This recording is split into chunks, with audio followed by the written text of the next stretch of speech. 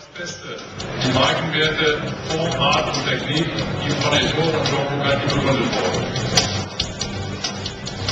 Von allen hier anwesenden Bugattis hat der Veyron Supersport mit Sicherheit die kürzeste Historie, gleichzeitig bereits aber eine sehr beeindruckende. Am 26. Juni dieses Jahres erreichte unser Werksfahrer Pierre-Henri Rappanel mit dem Supersport einen neuen Geschwindigkeitsrekord für straßenzugelassene Fahrzeuge. Im Veyron Racine, dem Volkswagen-Prüfgelände, fuhr er mit einer Spitzengeschwindigkeit von 431 km pro Stunde als Mittel- und Fallrichtung.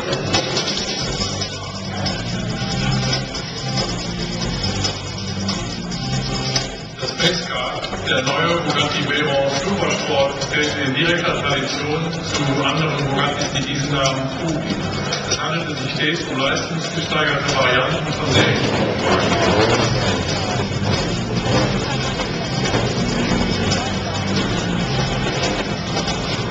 Ich freue mich, Ihnen dieses Fahrzeug anlässlich des Pariser Automobilsalons vorzustellen.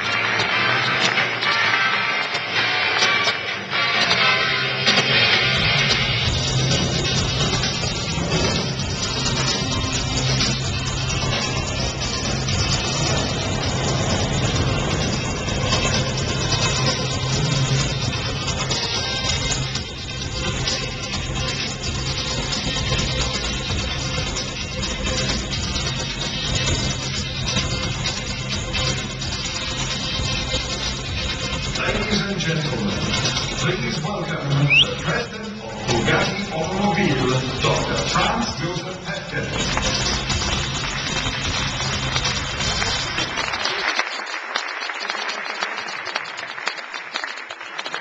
Guten Abend, meine Damen und Herren.